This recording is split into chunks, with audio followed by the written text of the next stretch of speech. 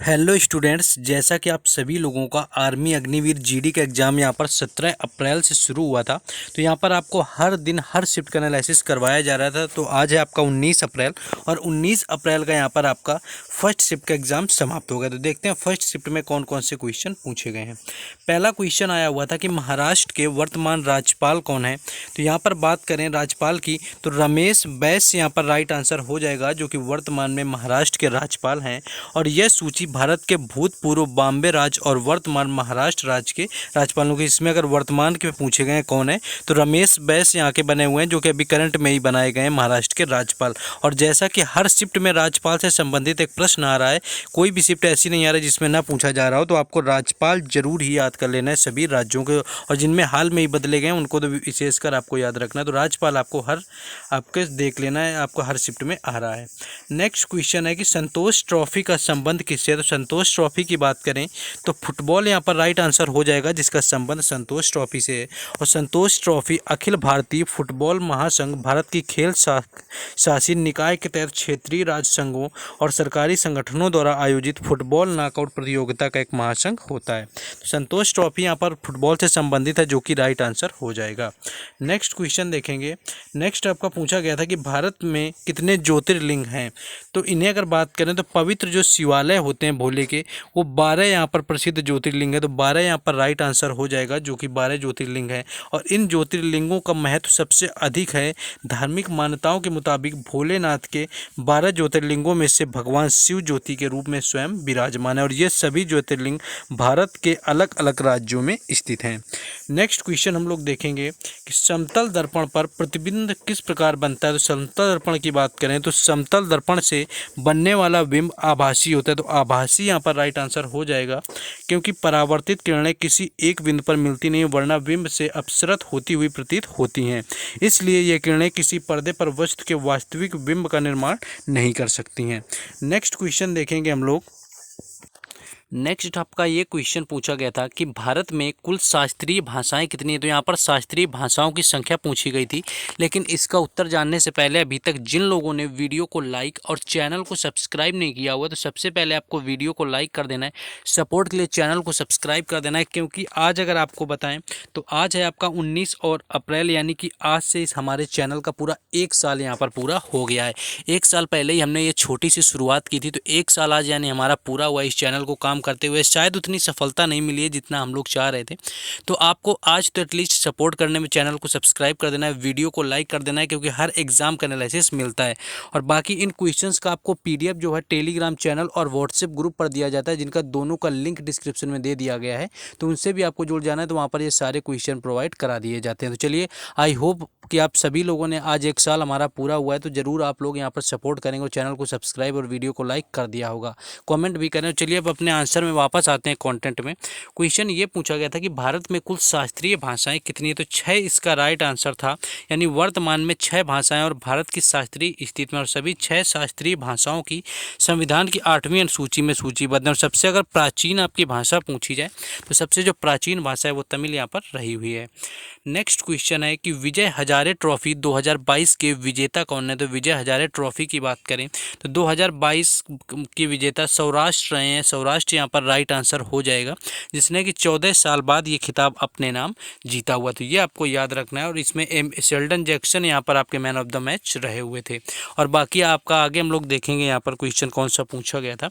Next question था कि रक्त की अशुद्धि किस अंग के द्वारा दूर की जाती है। तो रक्त की अशुद्धि आपकी वृक्क यहाँ पर राइट आंसर हो जाएगा, ऑप्शन में आपको गिवन होगा, यानी वृक्कों के द्वारा रक्त का शुद्धिकरण यहाँ पर दूर किया जाता है। नेक्स्ट क्वेश्चन आगे हम लोग बढ़ेंगे। नेक्स्ट क्वेश्चन है कि सूर्य की किरण आपके यहाँ पर जब प्रिज्म पर गिरती है, आपके प्रिज्म पर जब सूर्य की किरण गिरती है तो वह कितने रंगों में विभाजित हो जाती है। तो 7 यहाँ पर राइट आंसर हो जाएगा, यानी जब प्रिज्म पर गिरती है किरण तो 7 रंगों में विभाजित हो जाती है। और सूर्य के प्रकाश के 7 रंग होते हैं, जिसमें कि आपका बैंगनी, इंडिगो, नीला, हरा, नारंगी और लाल, ये 7 रंगों में आपकी कोई भी सूर्य की किरण प्रिज्म में गिरने के बाद विभाजित हो जाती है। नेक्स्ट क्वेश्चन देखेंगे। क्वेश्चन ये है कि नीले लिटमस को लाल कौन कर देता है। अगर नीले लिटमस की बात करें तो वैसे तो आपको नीले लिटमस को अगर CO2 से यानी कार्बन डाइऑक्साइड से गुजारा जाए तो यह लाल रंग में बदल जाता है, लेकिन लिटमस पत्र का उपयोग अम्ल व क्षार के परीक्षण में किया जाता है, यानी अम्ल की अगर उपस्थिति होती है तो आपका नीला लिटमस लाल रंग का हो जाता है। तो यही पूछा गया है कि नीले जो लिटमस है उसको लाल कौन करता है, तो ये अम्ल होता है, तो अम्ल की उपस्थिति में हो जाते हैं। और अगर वहाँ पर आपका क्षार दिया हुआ है तो लाल लिटमस नीला हो जाता है, यानी आपको ये भी याद रखना है कि लाल लिटमस नीला तब होगा जब क्षार दिया होगा, और नीला लिटमस लाल तब होता है जब वहाँ पर अम्ल दिया होता है। नेक्स्ट क्वेश्चन हम लोग आगे देखेंगे। नेक्स्ट आपका पूछा गया था कि यूपीए का फुल फॉर्म क्या है। तो यूपीए के फुल फॉर्म की बात करें तो आपका यूनाइटेड प्रोग्रेसिव अलायंस यहाँ पर राइट आंसर हो जाएगा। तो हर शिफ्ट में आपके चुनाव से संबंधित फुल फॉर्म भी पूछे जा रहे हैं। MP का आपका पूछा गया, MLA का पूछा गया, यहाँ पर यूपीए का पूछ लिया गया। तो आपको जो क्वेश्चन रिपीट हो रहे हैं वो जरूर पढ़ लेने। तो यहाँ पर आपका संयुक्त प्रगतिशील गठबंधन की बात करें तो यूनाइटेड प्रोग्रेसिव अलायंस होता है इसका फुल फॉर्म, जो कि एक भारत का राजनीतिक गठबंधन होता है और जिसका नेतृत्व जो है वो भारतीय राष्ट्रीय कांग्रेस के द्वारा किया जाता है। नेक्स्ट क्वेश्चन है कि सरदार वल्लभ भाई पटेल को सरदार की उपाधि किसने दी हुई थी। तो महात्मा गांधी ने, और बारादोली सत्याग्रह में अपने महान संगठनात्मक कौशल के लिए प्रसिद्ध वल्लभ भाई पटेल को सरदार की उपाधि दी हुई थी। अगर ऑप्शन में आपको वहाँ पर महात्मा गांधी दिया हुआ था तो बिल्कुल राइट आंसर हो जाएगा, अन्यथा हो सकता है कि आपको बारादोली की महिलाएं वहाँ पर लिखा हो, तो बारादोली की महिलाएं वाला राइट आंसर होगा। लेकिन आई होप कि वहाँ पर जो भी आपका दिया हुआ इन दोनों में, वैसे महात्मा गांधी ने दी हुई थी और बारादोली सत्याग्रह में वहाँ पर जो बारादोली की महिलाएं थी उन्होंने भी दी हुई थी। नेक्स्ट क्वेश्चन यहाँ पर जैसे आपका पूछ लिया गया है कि तवांग मठ कहाँ पर स्थित है। अगर तवांग मठ की बात करें, लेकिन आप देख रहे हैं कि बौद्ध धर्म से, आपका मठ से, विहार से कोई ना कोई आपका हर शिफ्ट में एक क्वेश्चन यहाँ पर बौद्ध धर्म से पूछा जा रहा है। तो तवांग मठ की बात करें तो अरुणाचल प्रदेश इसका राइट आंसर हो जाएगा, जहाँ पर स्थित है, और यह भारत का सबसे बड़ा मठ है, जो ल्हासा के पोताल महल के बाद विश्व का दूसरा सबसे बड़ा मठ है, और ये तवांग नदी की घाटी के तवांग कस्बे के निकट स्थित है। तो 300 साल पहले बने इस मठ को बौद्ध भिक्षु अंतर्राष्ट्रीय धरोहर मानते हैं।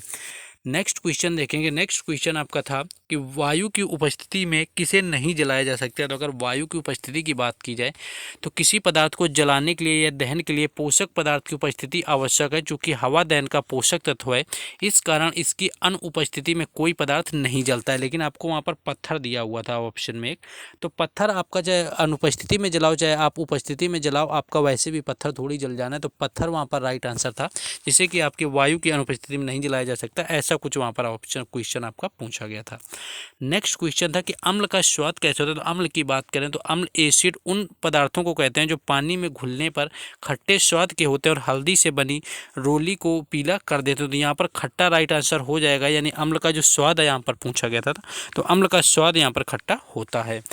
नेक्स्ट क्वेश्चन हम लोग आगे बढ़ेंगे। नेक्स्ट क्वेश्चन आपका पूछा गया था कि ऊष्मा का सबसे अच्छा सुचालक कौन सा है। तो अगर सबसे अच्छे सुचालक की बात करें तो चांदी यहाँ पर राइट आंसर हो जाएगा, जो कि सबसे अच्छा सुचालक है। इसका परमाणु संख्या 47 होता है और ये आपका नरम सफ़ेद और चमकदार धातु होती है। नेक्स्ट क्वेश्चन आगे बढ़ेंगे हम लोग।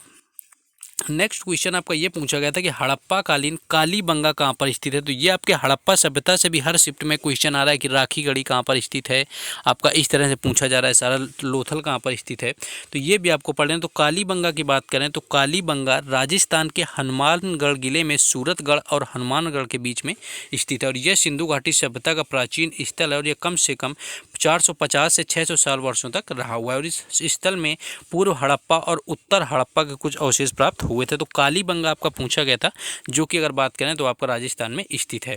नेक्स्ट क्वेश्चन एक ऐसा था आपका कि भारत का पहला गवर्नर जनरल कौन था। तो लॉर्ड माउंटबेटन यहाँ पर हो जाएंगे, जो कि भारत के पहले गवर्नर जनरल आपके गवर्नर जनरल रहे थे। यहाँ पर स्वतंत्र भारत के अंतिम आपके वायसराय थे और पहले गवर्नर जनरल रहे हुए थे। और अगर आपके वायसराय पूछे गए होंगे तो लॉर्ड विलियम बेंटिक हो जाएगा। तो क्वेश्चन को एग्जैक्ट कंफर्म कर देना कि क्या यहाँ पर आपका पूछ लिया गया था। नेक्स्ट क्वेश्चन था कि सिम्पलीपाल राष्ट्रीय उद्यान कहाँ पर स्थित है। तो सिम्पलीपाल की बात करें तो यह भारत के उड़ीसा राज्य के मयूरभंज जिले में स्थित एक राष्ट्रीय उद्यान है, और यह एक हाथी अभ्यारण्य है। तो ये भी याद रखना है कि ये जो आपका सिम्पलीपाल राष्ट्रीय उद्यान है भारत के उड़ीसा राज्य में स्थित है, जो कि हाथियों के लिए प्रसिद्ध है। नेक्स्ट क्वेश्चन पूछा गया था कि लोकसभा के पहले स्पीकर कौन थे। तो लोकसभा की बात करें तो गणेश वासुदेव मालवंकर यहाँ पर राइट आंसर हो जाएगा, यानी गणेश वासुदेव मालवंकर लोकसभा के पहले स्पीकर रहे हुए थे। तो ये भी क्वेश्चन आपको यहाँ पर याद रख लेना है। है। नेक्स्ट क्वेश्चन यहाँ पर पूछा गया था कि मानव का जनन अंग कौन सा होता है, तो अंडाशय, अंडवाहिनी एवं गर्भाशय, ये जो तीन होते हैं आपके, ये मादा के जनन अंग होते हैं। और वही नर की बात करें तो वृषण, शुक्राणु नली व शिश्न जो होता है ये शुक्राणु कहते हैं। अंडाणु एवं शुक्राणु का संलयन निषेचन कहलाता है। तो आपके यहाँ पर अगर बात करें नर के लिए वृषण, शुक्राणु नली और शिश्न आपका जनन अंग होता है, और महिलाओं यानी कि मादा के लिए अंडाशय, अंडवाहिनी और गर्भाशय यहाँ पर होता है। नेक्स्ट क्वेश्चन पूछा गया था कि संविधान का अनुच्छेद 17 किससे संबंधित है, तो ये अस्पृश्यता को समाप्त करता है, यानी छुआछूत से संबंधित है। अस्पृश्यता का अंत संविधान के अनुच्छेद 17 में दिया गया है, जिसके तहत यहाँ पर आपका बात करें तो आपका दिया गया अस्पृश्यता का अंत यानी कि छुआछूत की भावना को समाप्त करना था, जो कि अस्पृश्यता का अंत करता है संविधान का अनुच्छेद 17। नेक्स्ट क्वेश्चन आपका देखिए, युद्ध अभ्यास से हर शिफ्ट में आ रहा है तो वो भी पढ़ लेना है आपका कि वरुण युद्ध अभ्यास किन देशों के बीच होता है। तो अगर वरुण युद्ध अभ्यास की बात करें तो भारत और फ्रांस यहाँ पर राइट आंसर हो जाएगा, जो कि द्विपक्षीय नौसेना यानी कि इंडियन नेवी का अभ्यास है, जो कि 21वां संस्करण जो था वह 16 जनवरी 2023 को हुआ, यानी 2023 में इसका 21वां संस्करण हुआ है वरुण युद्ध अभ्यास का, जो कि भारत और फ्रांस की सेना के बीच में होता है, इंडियन नेवी का ही है। और 1993 में इसे शुरू किया गया था और साल 2001 में वरुण नाम दिया गया था। नेक्स्ट क्वेश्चन हम लोग आगे देखेंगे। नेक्स्ट क्वेश्चन आपका ये पूछा गया था कि स्टैच्यू ऑफ यूनिटी कहाँ पर स्थित है, तो ये स्टैच्यू ऑफ यूनिटी भारत के उप प्रधानमंत्री एवं जो गृह मंत्री रहे हुए हैं वो वल्लभ भाई पटेल की मूर्ति, सबसे पहले आपको ये याद रखना है। और जो भारतीय राज्य गुजरात में स्थित है, तो गुजरात के तत्कालीन मुख्यमंत्री नरेंद्र मोदी ने 31 अक्टूबर 2013 को सरदार पटेल के जन्म दिवस पर इसका उद्घाटन किया हुआ था। तो statue of unity Sardar Vallabh भाई पटेल की मूर्ति है, जो कि गुजरात में स्थित है। तो ये आपके मूर्ति वाले क्वेश्चन भी पूछे जा रहे हैं। नेक्स्ट क्वेश्चन था कि युमथांग घाटी कहाँ पर स्थित है, तो युमथांग घाटी की बात करें तो भारत के सिक्किम राज्य में स्थित है। और युमथांग घाटी लोकप्रिय इसे फूलों की घाटी से भी नाम से जाना जाता है, फूलों की घाटी ये सिक्किम में, इसे युमथांग घाटी भी इसका नाम है। तो ये क्वेश्चन यहाँ पर पूछ लिया गया था। नेक्स्ट हम लोग आगे बढ़ेंगे क्वेश्चन को। क्वेश्चन ये था कि ध्वनि में किस प्रकार की यानी किससे गति नहीं कर पाती, किस माध्यम में, तो ध्वनि एक यांत्रिक तरंग होती है और इसके संचरण के लिए किसी माध्यम जैसे वायु, जल, स्टील आदि की आवश्यकता होती है। यह निर्वात में होकर के नहीं चल सकती, तो निर्वात यहाँ पर राइट आंसर हो जाएगा, यानी कि निर्वात में वायु का प्रवाह नहीं कर सकती। नेक्स्ट क्वेश्चन था कि लोहे में जंग लगना किस प्रकार का उदाहरण है। अगर लोहे में जंग लगने की बात करें तो लोहे पर जंग लगना एक विद्युत रासायनिक क्रिया है। तो भौतिक और रासायनिक क्रिया भी पूछी जा रही है, तो ये एक रासायनिक क्रिया है लोहे पर जंग लेना। तो इस प्रकार का संरक्षण यहाँ पर आपका होता है और लोहे पर जंग लगने को संरक्षण का उदाहरण कहा जाता है।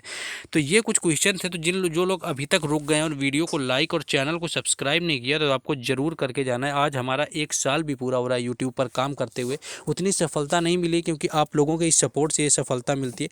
तो आप लोग सपोर्ट जरूर करेंगे, वीडियो को लाइक करेंगे, चैनल को जरूर सब्सक्राइब करेंगे और कॉमेंट करके हमारा मनोबल भी बढ़ा सकते हैं। और साथ ही साथ इन क्वेश्चंस की PDF आपको टेलीग्राम चैनल और व्हाट्सएप ग्रुप पर दे दी जाएगी, जिसका लिंक डिस्क्रिप्शन में दे दिया गया है। बाकी अगले शिफ्टों के एनालिसिस में फिर मिलेंगे।